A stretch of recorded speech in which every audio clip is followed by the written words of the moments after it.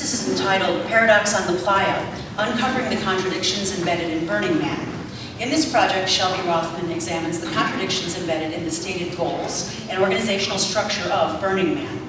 Burning Man is something that is portrayed as positive in an alternative community, but in reality has its own hegemony and hierarchical bureaucracy. Through a discourse analysis and participant observation, Rothman shows that the ideologies of the culture are partially liberatory, while most of the other aspects of Burning Man are hegemonic. The social contradictions of Burning Man are pointed out through employing theories of ideology, hegemony, place and space, heteronormativity, and subculture theory. I present Shelby Rothman.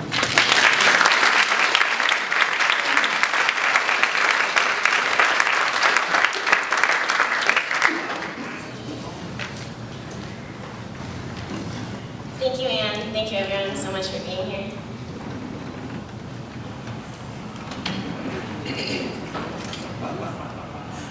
Over the past 3 decades, Burning Man has grown from 20 people gathered on a beach in San Francisco to build and burn an effigy in honor of the summer solstice, to over 56,000 people gathered in the desert of Nevada for a week-long festival dedicated to art, expression, freedom, and fire. It is a celebration of participants' humanity, uniqueness, and connectedness, oftentimes in ways that challenge social norms and taboos. As the event has grown, so has the community, culture, and the organization behind Burning Man. Now, what exactly is Burning Man? Many people say that trying to explain Burning Man to someone who has never been there is like trying to explain colors to a blind person.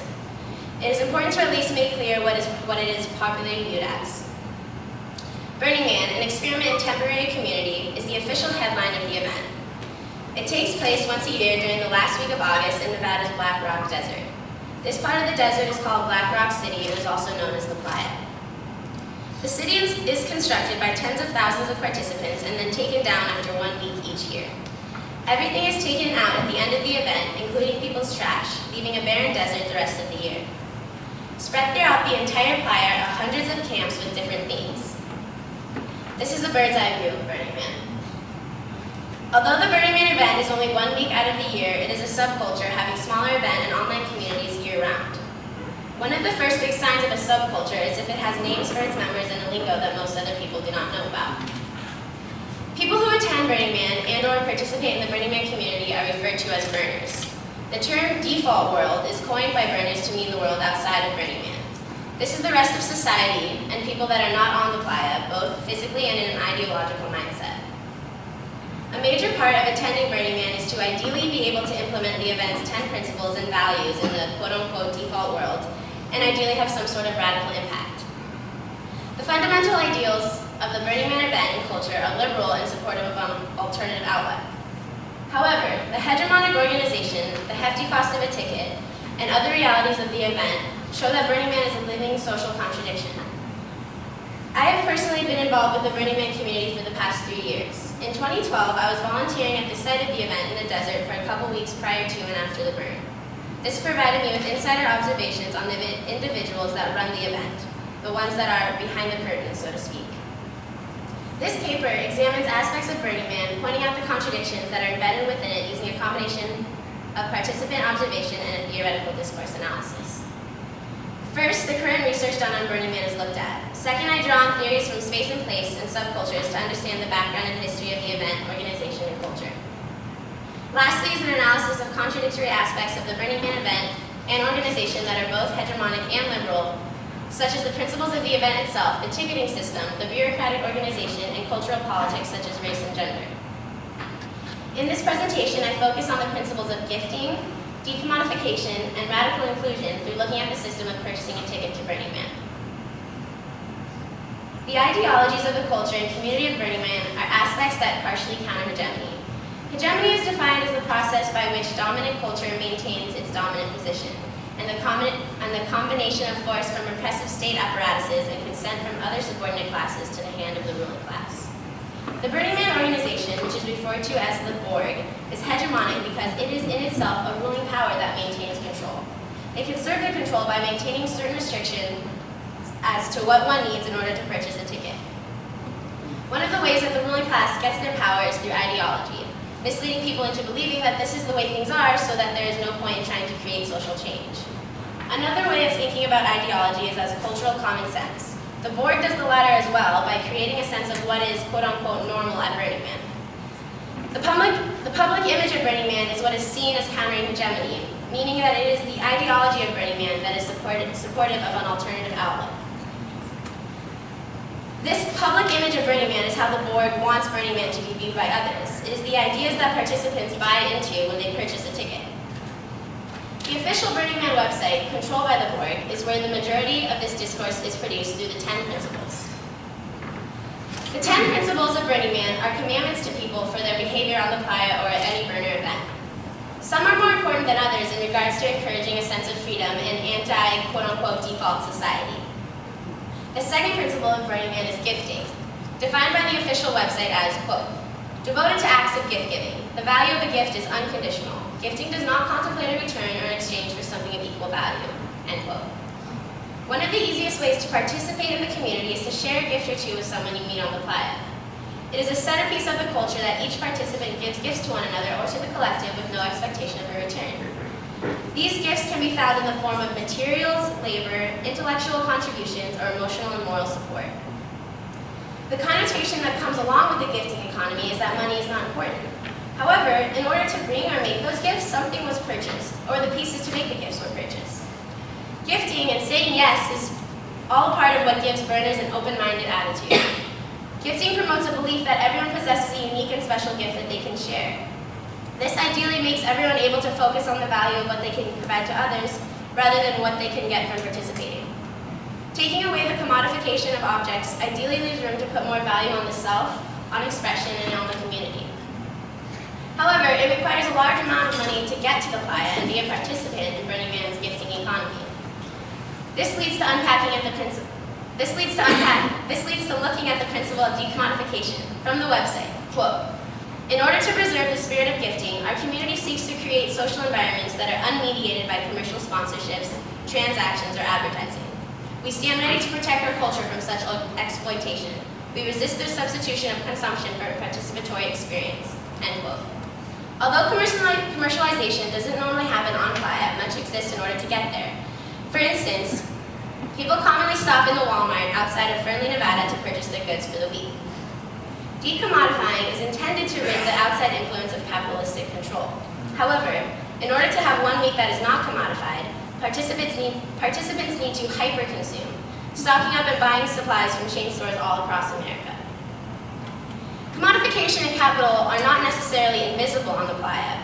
Commerce is merely restructured and thought about differently at Burning Man. Radical inclusion is the first principle and in some ways the most problematic. It is discussed in the official Burning Man website as, quote, anyone may be a part of Burning Man. We welcome and respect the stranger. No prerequisites exist for participation in our community, end quote. Ideally, radical inclusion means that Burning Man wants people to join together and make an impact no matter who they are. Yet, as this paper points out, not everyone can be included in reality. Many prerequisites do in fact exist, such as a ticket. One must have a ticket to get into the Burning Man event. In 2012, the average cost of a Burning Man ticket was $380.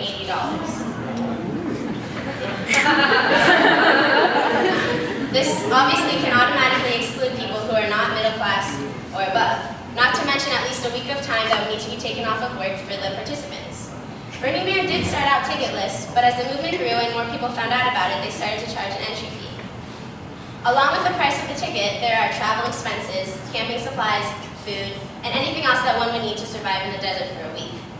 On average, about $1,000 a person is spent to get the whole Burning Man experience. And the fact that one must have access to a computer leaves out other social classes as well. Up until 2011, the way to get a ticket was to log onto the website, and it was on a first-come, first-served basis. In January 2011, when the tickets went on sale, servers crashed on computers all over the world, and people were having to wait in line for up to 18 hours. This was the monumental first year that Burning Man sold out, gaining more popularity and becoming increasingly more a part of the mainstream. The Federal Bureau of Land Management, or the BLM, dictates how many tickets are issued to Burning Man each year because of environmental degradation concerns. The BLM increased the allowed occupancy to 60,000 for 2012, and the board attempted to remain true to their values of radical inclusion. They developed a strategy for how to handle the new bombardment of demand for a ticket. Their solution was a lottery system, a quote-unquote random selection and distribution of tickets. The lottery system caused a great deal of upset within the burner community. It was random, so therefore there were individuals who made large contributions to the event that were not selected in the lottery. The board was blamed heavily and criticized immensely across the blogosphere. People were outraged that so many tickets went to virgin burners and veteran burners were left out.